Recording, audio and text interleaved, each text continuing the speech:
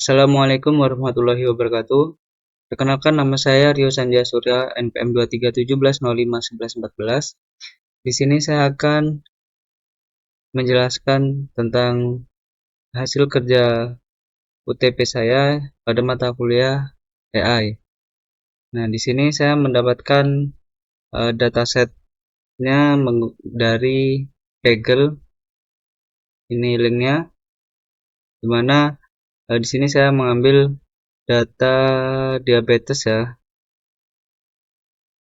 Nah, data ini banyak digunakan di dalam bidang machine learning untuk melakukan klasifikasi apakah seorang berpotensi menderita diabetes atau tidak.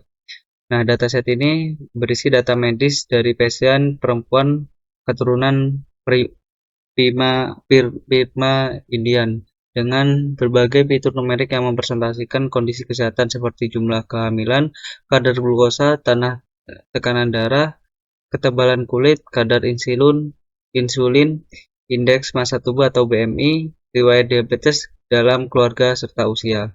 Nah, tujuan utamanya ini untuk mengklasifikasikan apakah pasien ini dalam dua kategori, yaitu 0 itu tidak menderita diabetes dan 1 itu menderita diabetes. Nah, ini menggunakan eh, algoritma seperti KNN. Model ini dapat memprediksi kemungkinan seorang menderita diabetes berdasarkan kemiripan dengan data pasien sebelumnya. Nah, langsung saja, di sini saya menggunakan beberapa library. eh, ini Pandas ini untuk membaca dan mengolah data setnya. Kemudian ada import NumPy ini digunakan untuk operasi numeriknya. Random ini digunakan dalam proses acak pada genetik algorithm. Kemudian Matplotlib ini digunakan untuk memvisualisasikan grafiknya ya, dan sebagainya. Ini import yang saya gunakan. Kemudian di sini saya menggunakan fungsi upload untuk mengupload file yang telah kita download pada uh, platform platform Kaggle ini. Nah, kemudian pada function load data ini untuk mengambil uh, membaca data CSV dari uh, data diabetes CSV ini. Nah, pada strukturnya ini terdapat tadi ya, pregnansias atau jumlah kehamilan, glukosa ini kadar gula, kemudian di sini ada tekanan darah, ketebalan kulit, kadar insulin, BMI, kemudian riwayat diabetes keluarga, umur, dan uh, outcome ini label ya. Ini 0 ini tidak diberi label. 0 ini tidak diabetes, 1 ini diabetes. Kemudian pada processingnya di sini mengecek data ini apakah missing atau tidak. Ini digunakan untuk melihat data kosong ya. Pada data ini tidak ada data kosongnya. Kemudian pada hapus duplikat ini untuk menghapus fungsi ini untuk menghapus data-data yang terduplikasi atau data ganda gitu. Untuk memudahkan uh,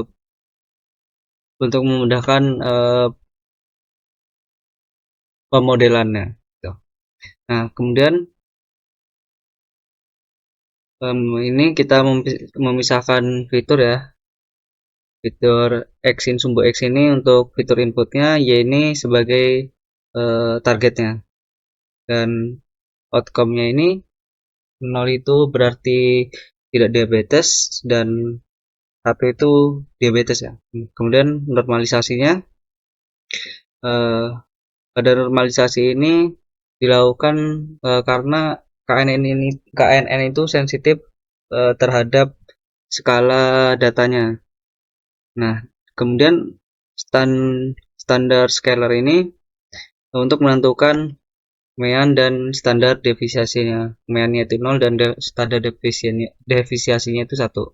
Nah, kemudian pada split datanya ini kita membagi dua, yaitu 80% data training dan 20%-nya itu data testingnya. Nah, data training ini untuk melatih modelnya, kemudian testing itu untuk melatih modelnya. Kemudian pada baseline KNN ini eh, pada baseline ini model KNN itu dibuat dengan tanpa genetik algoritma. Nilai K ini naik sama dengan 7 ini berarti dia mengambil 7 tetangga terdekatnya. Kemudian model melakukan voting untuk menentukan kelasnya. Di sini ada kelasnya, akurasi, precision, recall, dan lain-lainnya. Kemudian evaluasi pada ini ya. Nilai evaluasi ada akurasinya, predictionnya, recall, F1 dan supportnya. Nah, kemudian pada genetik algoritmnya ini terdapat obses, gen, dan mutation rate. Obses ini jumlah individunya 15, gens ini jumlah generasinya 30, dan mutasi ini peluang mutasinya. Kemudian inisiasi individunya ini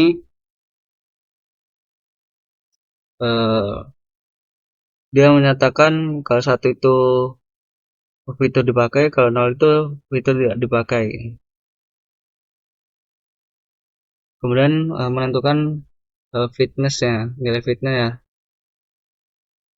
Nah, langkah pada fitness ini digunakan untuk melihat kualitas individu. Nah, langkahnya itu memilih fitur, kemudian latih model KNN-nya dan menghitung akurasinya. Kemudian pada selection ini menggunakan turnamen selection ya. Nah, ini berfungsi untuk memilih individu terbaik dari beberapa kandidat gitu. Nah, kemudian pada crossover ini menggabungkan dua parent untuk menghasilkan anak baru. Dan selanjutnya pada fungsi mutasi ini dia mengubah gen 0 menjadi 1 dan 1 menjadi 0. Tujuannya untuk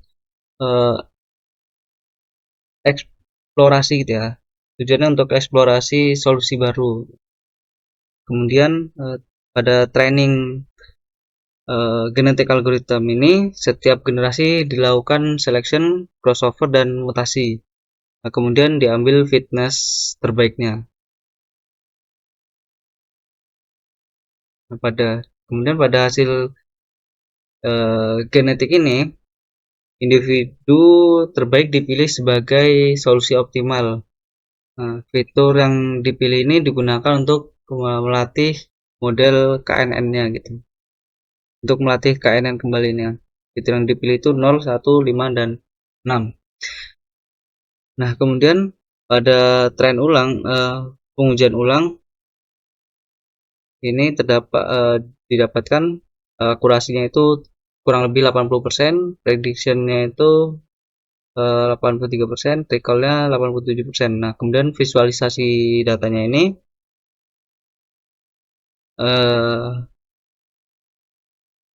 grafik ini menunjukkan perkembangan akurasi tiap generasi ya. Cara membaca ini awal ini akurasi rendah, kemudian pada tengah-tengah ini meningkat, dan akhirnya ini stabil. Nah, artinya genetik algoritma ini berhasil meningkatkan performa model ya untuk mencapai kondisi optimal atau konvergen. Nah, pada conversion matrix ini kita memerlukan conversion matrix ini untuk melihat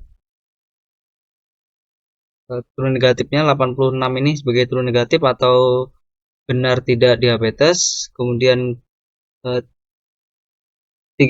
ini menjadi false negatif, artinya salah prediksi tidak diabetes itu. Kemudian 18 ini false positif, artinya salah prediksi diabetes. Dan kemudian 37 ini sebagai true positif yang artinya benar diabetes.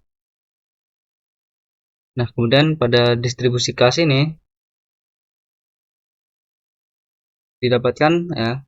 Di sini distribusi kelas diabetes, terus ada label kelas ini sebagai sumbu X dan sumbu Y ini itu jumlah, dimana tadi kan kita ditentukan bahwasanya kalau 0 itu tidak diabetes dan 1 itu diabetes, maka diperoleh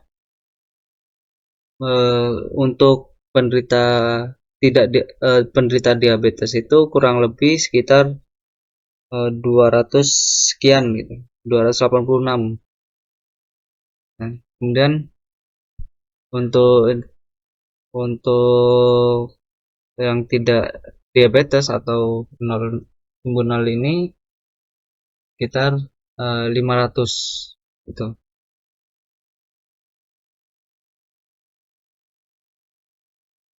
Nah, mungkin cukup sekian presentasi dari project yang telah saya buat. Artinya kesimpulannya, genetik algoritma ini berhasil meningkatkan performa model, di mana algoritma KNN ini lebih optimal setelah dilakukan seleksi fitur. Kemudian model memiliki akurasi yang tinggi dan error yang kecil gitu. Nah, kombinasi algoritma KNN dan genetik algoritma ini efektif untuk melakukan klasifikasi dari penyakit diabetes ini. Nah, mungkin cukup sekian presentasi dari saya. Kurang lebihnya saya mohon maaf. Saya akhiri. Wassalamualaikum warahmatullahi wabarakatuh.